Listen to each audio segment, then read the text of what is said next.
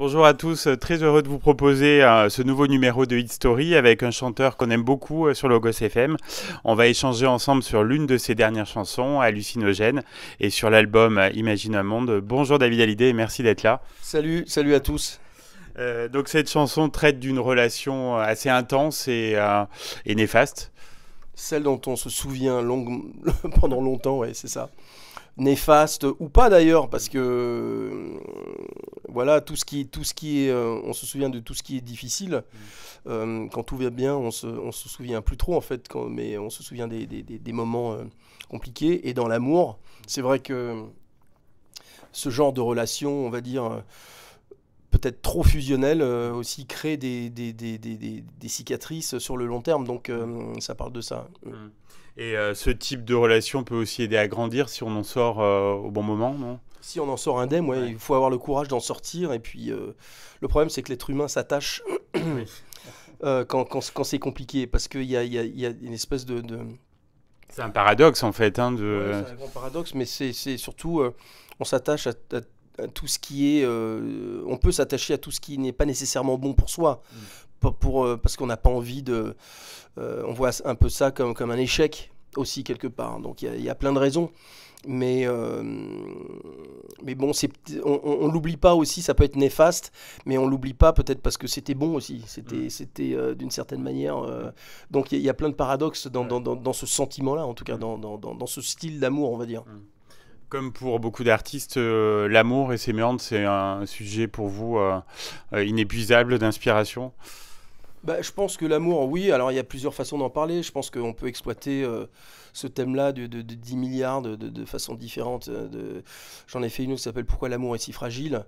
C'est sur la fragilité de l'amour euh, à l'heure des réseaux sociaux, tout ça. Ça parle un petit peu de tout ça. Donc, oui, il y a 10 000 façons d'en parler, hein, mais l'amour, je pense que c'est un conducteur. C'est un conducteur de vie, de toute manière. Euh, alors, toutes les chansons ne peuvent pas traiter d'amour, Non. mais beaucoup, on va dire. Mm. Quand on regarde dans l'histoire. Et puis même, l'amour, peut-être, on peut en parler indirectement aussi. Donc, c'est un thème récurrent, forcément. Les plus grosses ballades dans le rock sont des chansons d'amour, hein, à la base. Mm. Oui, c'est sûr. Alors, comment il est né ce morceau? Est-ce qu'il y a eu un déclic particulier? Bah, le déclic, c'est que c'était pendant le premier, donc j'ai fait l'album pendant le premier confinement, donc j'avais tout le temps à réfléchir un petit peu ce que je voulais faire, et puis il y a beaucoup de souvenirs qui me sont revenus. Et puis je trouvais que dans cet album, qui quand même est un positionnement très clair de l'être humain par rapport au monde dans lequel on vit, bon, je pensais que c'était une chanson qui était un petit peu, pas la brebis galeuse du groupe, du lot, mais qui était un petit peu différente, quoi. Ça m'amusait d'en parler. Évidemment, ouais, c'est une relation personnelle, c'est clair. Ma femme, c'est tout déjà, donc il n'y a pas de mystère, il y a plus de mystère. Mais, euh, mais oui, c'est clair que j'ai tout le temps de réfléchir de ça, et je pense que c'est une chanson un petit peu à part du reste. Mm. Musicalement, elle est quand même bien rock.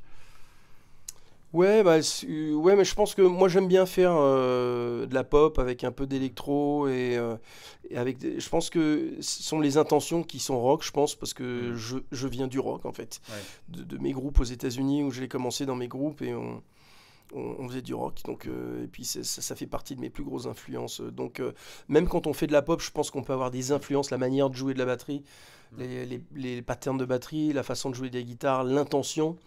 L'intention est naturellement rock parce que c'est ce que j'aime. Mm. Donc, ouais. Enfin, elle doit bien fonctionner sur scène, non? Ça doit être un des titres qui plaît au public. Ouais. Visiblement, ouais, c'est une chanson. Je pense que c'est une chanson. Bah, quand je l'ai composée, je pensais au live, forcément. Mm. Donc, je me suis toujours dit que ça allait être un titre qui allait bien sonner en live. Mm. Donc, ouais, je confirme. C'est vraiment top de la jouer. C'était une évidence de la choisir comme single ou il y a eu discussion? Non, il y aurait pu avoir d'autres titres aussi. Imagine un monde, c'est un titre fort aussi. Non, mais c'était, je sais pas, on n'est pas, tout n'est pas, c'est pas mathématique, quoi. Mm. C'est sur le moment, quand on choisit un single, comment est-ce qu'on est illuminé aujourd'hui, qu'est-ce qu'on a envie d'entendre, c'est un petit peu ça. C'est pas, y a pas de formule magique en fait. Ça se saurait. Ça se saurait sinon. Donc on choisit. Et puis c'est un peu une collégiale, donc on décide à plusieurs, mais c'est vrai que celle-là est sortie du lot, on va dire. C'est clair. Alors David, ce 14e album est profondément humaniste, très ouvert sur les autres, non? Peut-être par rapport au précédent opus. C'est ouvert sur les autres de toute manière, parce que après, il faut voir les liens qui nous lient tous, c'est-à-dire c'est, comme tu disais, l'amour, la réussite, l'envie de réussir sa vie, l'envie d'aller de l'avant malgré les douleurs, et j'en parle aussi dans l'album précédent. Et j'aime la force dans les mots, avec la musique qui accompagne les mots. Donc tout ça, c'est... j'ai envie de faire des choses, en fait. Ce sont des expériences déjà personnelles, mais je pense que les thèmes que je choisis sont des thèmes universels, parce que j'aime bien parler de nous, en fait. Oui, l'état du monde, l'environnement, Voilà, pas décider pour nous, mais de parler de nous dans la manière dont moi je nous vois, et dans la manière dont moi je me vois aussi au milieu de tout ça. Donc j'essaie de faire des albums qui sont basés sur un ressenti à chaque fois. Je pense pas avoir fait un album sans avoir réfléchi à ça et en disant tiens je vais faire un album puis je vais parler de ce qui de bon me semble. Non, j'ai quand même réfléchi à ce que j'ai envie de dire. Mais on sent l'album d'un homme apaisé, optimiste aussi, parce que c'est vrai qu'il y a un lien vers la jeunesse, vers des jours meilleurs. Ouais, optimiste, ouais, je préfère être optimiste que pessimiste, ouais, mais bon, j'aime pas trop le mot optimiste non plus, parce qu'il y a la réalité qui est en face, et des fois l'optimisme et le réalisme ne vont pas vraiment ensemble. Donc on va dire que... euh, Ouais, on va dire que j'ai voulu que ce soit quelque chose de vrai malgré tout. J'ai pas voulu inventer des choses. Et dans cet album, toutes les questions que je me pose sont de vraies questions que je me suis posées pendant le premier confinement, pendant que 7 milliards d'individus ont été bloqués, quoi. Donc c'est clair que c'était quand même un choc pour tout le monde. Où le monde s'est arrêté et j'avais beaucoup de questionnements. J'ai pas attendu le confinement pour me poser ces questions, mais on va dire que ça a enclenché l'envie d'en parler sur cet album. Ouais. Ça fait du bien de le défendre sur scène, enfin, de retrouver le public. De retrouver le public, ça fait tellement longtemps que j'attends ça. Défendre sur scène, oui, tous les albums, je les défends sur scène. Si je n'étais pas sur scène, je pense que je n'écrirais pas de musique pour moi. Je pense que j'écrirais pour les autres. Où je ferais des musiques de films, où il y a plein de choses que j'aimerais bien faire. Donc tant que je fais des albums pour moi, c'est pour les défendre sur scène de toute manière.